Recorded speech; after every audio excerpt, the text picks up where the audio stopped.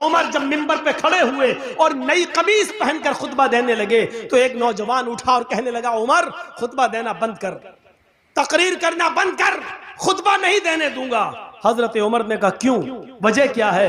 कहा, पहले इस बात का हिसाब दो, ये नया कुर्ता तुम्हारे पास कहां से आया? तुम्हारी तनख्वाह बैतुल माल से इतनी नहीं है कि तुम नई कमीज सिला सको, आज नया कुर्ता तुम्हारे पास कहां से आया?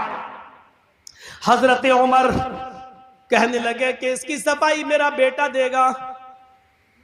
हजरत उमर फारूक का बेटा उठता है, सफाई पेश करता है कि बैतुल माल में जो चादरें आई थी वो सारे मुसलमानों में तकसीम होना थी। एक एक चादर सबको मिली, मेरे बाप को भी एक चादर मिली, मेरे बाप ने उसी चादर की कमीज बनवा ली है।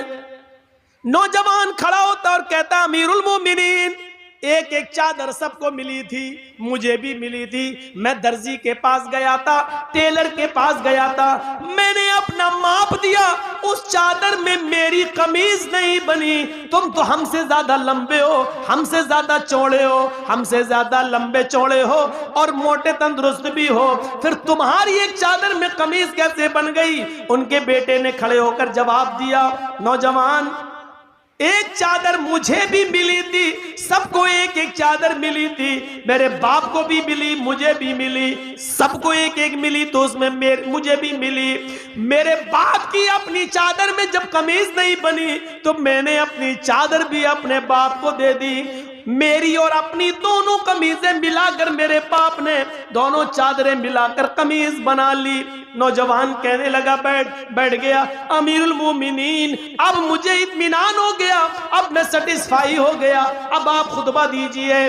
जिंदा लोग हिसाब लेते हैं और जिंदा लोग हिसाब देते हैं। ना हिसाब लेने पर गुस्सा होना चाहिए, ना हिसाब देने पर गुस्सा होना चाहिए। हिसाब जिंदे लेते हैं, हिसाब जिंदा देते हैं। किसी हदीस में नहीं आता, जो अपने लड़कों को पालेगा, पोसेगा, पढ़ाएगा, लिखाएगा और उनका निकाह कर देगा, अल्लाह उसको जन्नत में मेरा पड़ोसी बनाकर रखेगा।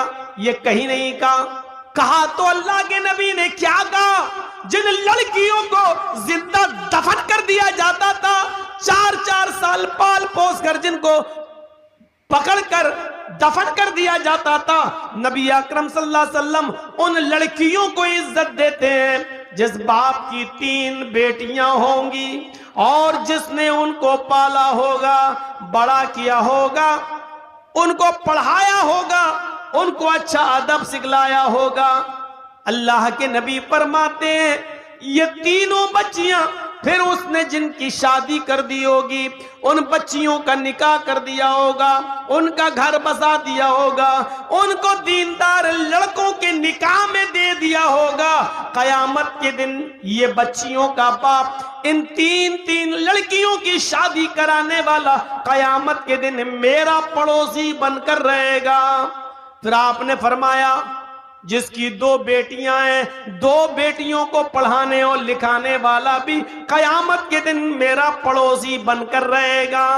फिर एक सहाबिया उठी, रोती हुई कहने लगी, अय अल्लाह के नबी, मेरे पास तो 3 बेटियां नहीं है, 2 भी नहीं है, मेरे पास तो एक ही है। अल्लाह के नबी फरमाते हैं, एक बेटी को ही पढ़ा लिखा, अच्छा अदब सिखला, उसकी शादी किसी दीनदार लड़के के साथ बालिग हो जाने के बाद कर दे, वो एक बच्ची की परवरिश करने वाला भी कयामत के दिन मेरा पड़ोसी बनकर रहेगा। मेरे भाइयों, जन्नत की बशारत लड़कियों की परवरिश पर अल्लाह के नबी सल्लल्लाहु अलैहि वसल्लम दे रहे हैं। यहां हम अंदाजा लगाएं कि अल्लाह इस्लाम ने लड़कियों को क्या इज्जत दी है, क्या इज्जत। एक इज्जत और देख लो, शादी के मौके पर हम और आप जाते हैं बाराती बनकर, 300-400 आदमियों की बारात लेकर, लड़का भी जाता है, लेकिन निकाह सबसे पहले किसका होता है? लड़की का। लड़की की इजाजत के बिना, लड़की के सिग्नेचर के बिना लड़के का निकाह नहीं हो सकता है। जिन लोगों की शादियां हुई हैं उन सबको मालूम होगा, जिनकी शादियां हुई, जाती ना, आपके यहां बारात जाती है कि नहीं जाती है? आजकल कहना पड़ रहा बारात, वरना हकीकत यह है कि इनको कहना चाहिए चोर और डाकू जो बारातों में जाते हैं।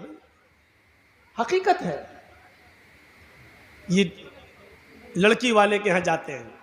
अरे उस ज़माने में कभी ये दौर चलता था तो उसकी वजह ये थी कि पहले ज़माने में ना ट्रेनें होती थीं, ना गाड़ियाँ होती थीं, तो पहले बैलगाड़ियों पर, खच्चरों पर ये लोग जाते थे एक गांव से दूसरे गांव, और शादी करा के जब लाते थे तो रास्ते में लूट लिए जाते थे सोना चांदी कपड़ा लत्ता। तो इसलिए बारात का सिलसिला चला। एक गांव से दूसरे गांव में जब आदमी जा रहा तो 100, 150, 200 आदमी लेके जा रहा, ताकि हमें कोई लोग लूटे नहीं और हम दूल्हा और दुल्हन को निकाह करा के खैरियत से घर पे ले आए। इसलिए ये बारात का सिस्टम निकला था, सिस्टम। लेकिन आजकल ट्रेनों के जमाने में, आजकल हर थाने के बाहर पुलिस, हर गांव में पुलिस थाना मौजूद है। चोरी और डकैती का तसव्वुर निकल चुका है, काफिला अब लूटा नहीं जा सकता है मेरे भाइयों। लेकिन यह प्रथा अब तक चली आ रही है। यह निकली थी किसी और वजह से, लेकिन चली आज तक आ रही है। 300 और 400 आदमियों की बारात लड़की वाले के यहां पहुंच गए। अब लड़की का बाप बेचारा सोच रहा है कि अच्छी से अच्छी मिठाई खिलाओ, क्योंकि ये लोग मुंह फट लोग होते हैं। बारात में जितने आते हैं मुंह फट्टे होते हैं। मुंह फट का मतलब समझ रहे हो? अगर थोड़ी सी भी मिठाई में या खाने में कमी हो गई तो जिंदगी भर लड़की को ताने मारे जाएंगे, तेरे बाप ने तो इज्जत ही नहीं की हमारी। इसलिए लड़की का बाप जानता, पहले इनके पेट की जहन्नम को भरो।